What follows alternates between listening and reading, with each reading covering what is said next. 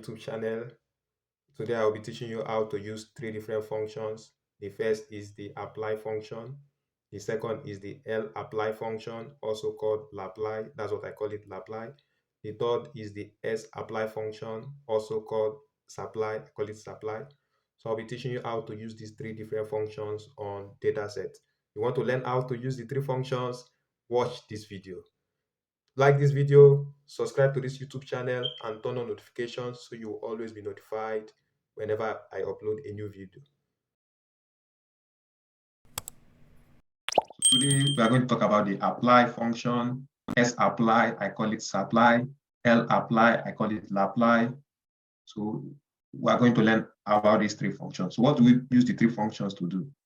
We use the apply, lapply, and sapply to work on all the columns in data set. So example, if I have a function like mean, and I want to calculate the mean of all the columns in the data set, so I can use the apply and tell arrow, apply mean to all the columns in data set. I can also use sapply, apply it to all the columns in data set. Now, what's the difference between apply, sapply, and lapply? The difference is how the result will come out. In sapply, the result comes in the form of an array. In lapply, it comes in the form of a list. In apply, it comes in the form of an array. The way we write it in apply, I can do for both the column and row if I want to use the apply function. So I can tell arrow sum over, apply the function across the columns or apply the function across the rows. And the result will come out in the form of an array. Sapply, we use it across the column, it comes out in the form of an array. lapply comes in the form of a list. Now, let me give you more detailed explanation of it. So we stopped in our last class, price, the dataset price has three columns. Now, what if I want to know the sum of all the columns, sum of SP, sum of CP, and sum of profit? I can use the apply function and tell arrow, apply it, across the columns. So we can do that now. So this is how to use it. So you can use the app to learn how to use the apply function.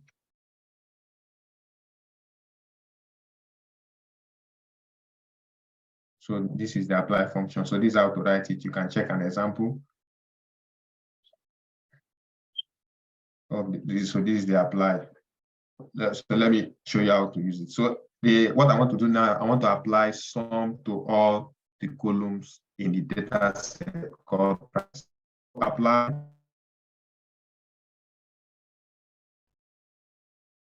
Not this. So we have many apply, but this is not the one I want. So I want this other one that this apply is from the library snippet. That's not what I want. I want the one that is from base, that is the inbuilt function.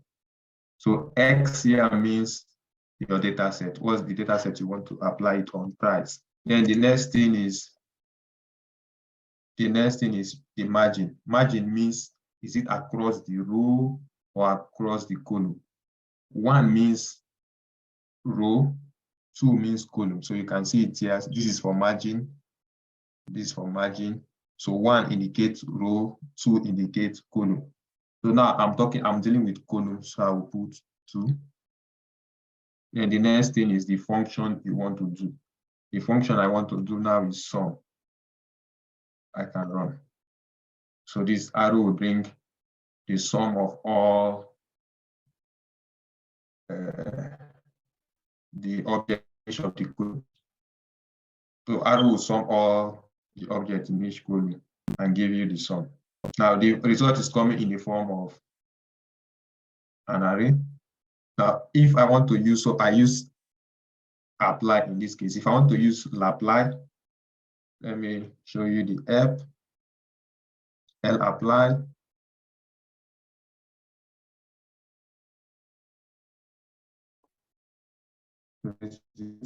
So in lapply, you only write X and function. You don't state margin. So this is how to use lapply. So write lapply. The data set is price. Which function you want to do sum? Now look at it. The result is coming out in the form of a list. But in apply, it didn't come in the form of a list. So let's try sapply. Sapply. So what do we use sapply to do? So it's sapply the data set price. Then the function you want to do sum. If you look at this, you discover sapply and apply, they are the same. The result comes out in the same form. But the unique thing about apply is that you can use apply across the row, across the column. So let me show you what I mean by across the row, across the column. Now, if I want to add all the rows together, so then I can use the apply function, using the apply function to add across, to add all the numbers in the row. So I can use the apply function, apply, the data set is price, my margin will be 1. 1 means row, 2 means column. What do you want to do? Sum. So the first number is the sum of all the numbers in the first row, sum of all the numbers in the second row, the third 97.47, sum of all the numbers in the third row. So that's how to sum across the row and sum across the column. So if you want to sum across the row or across this column, you can do this.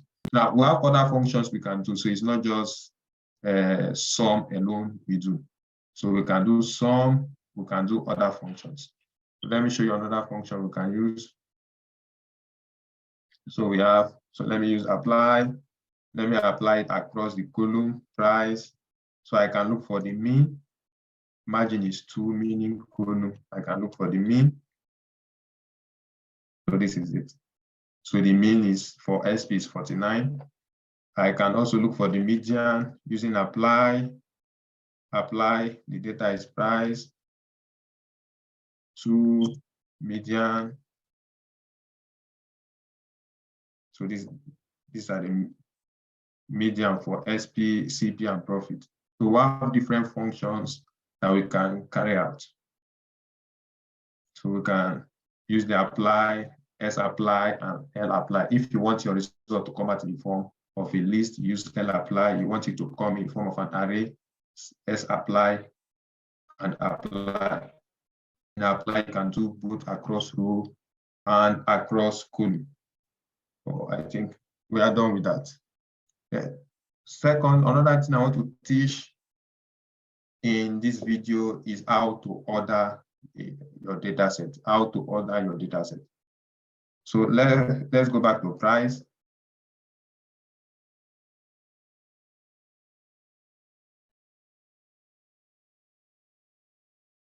Okay, so let's go back to price. What if I want to order it? Profit.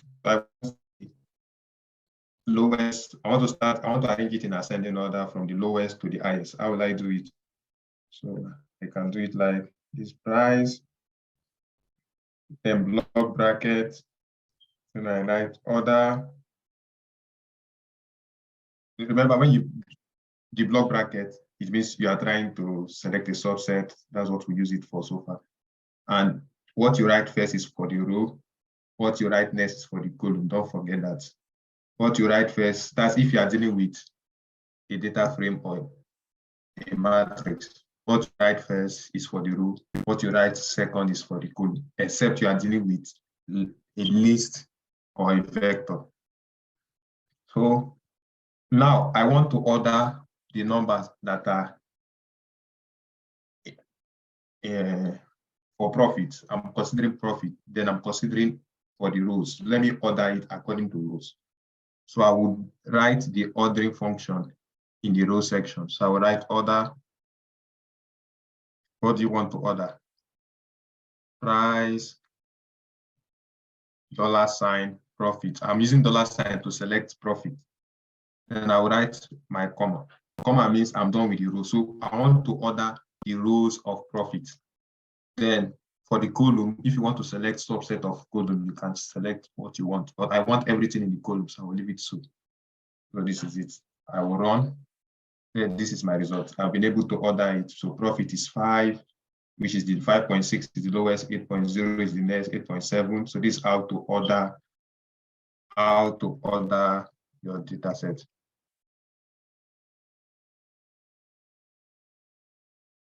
So I'm ordering according to,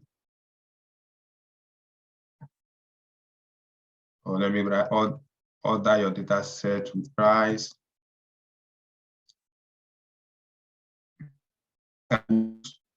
SP to also order it. So if I want to use SP to order it, I'll write price. Then for the row, I'll write order.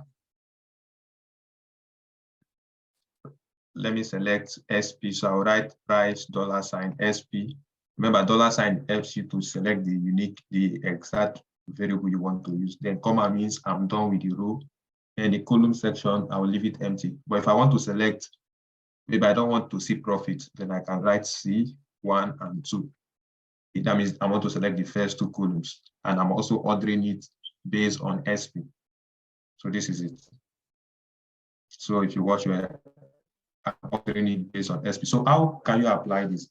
Let's say I said I'll be using a university system to explain most things. So I have student results, and I want to arrange the result in ascending order. So I want the best student first. I want to see the best student first. Then it's second best, the third best, the fourth best. So I want to arrange it in ascending order. So I can use this to arrange my data. There are other ways we can apply this. You can also apply this in your field. So that is how to order your data set. Now, what if you want to order it? Now, so far I've talked about how to order it in ascending order. What if you want to order it in descending order? So what do you do? So let me go back to my price. So this is it. That has the 3 variables. I want to order it in descending order. So let me start with profit. So order profit in descending order.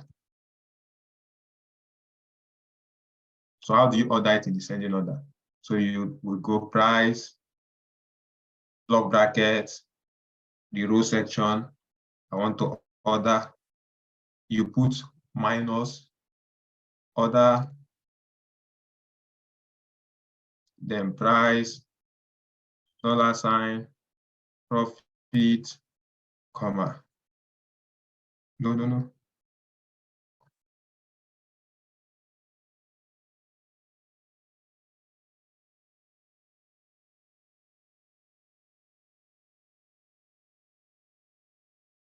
Okay, so I got an error message from this.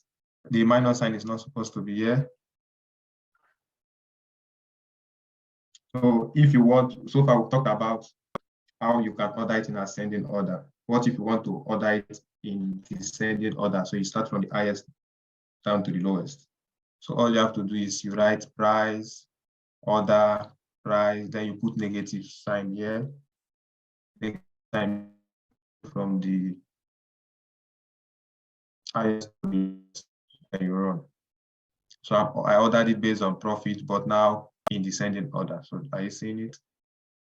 That's how to do it. Do not forget to subscribe to this YouTube channel, like the video, turn on notification, and share the video. You share the video to your friends. Thank you. If you have any question, you can send it to my email, or you can write it on the comment section. And if you are on my WhatsApp group, you can send to my WhatsApp group. Thank you. Have a nice day.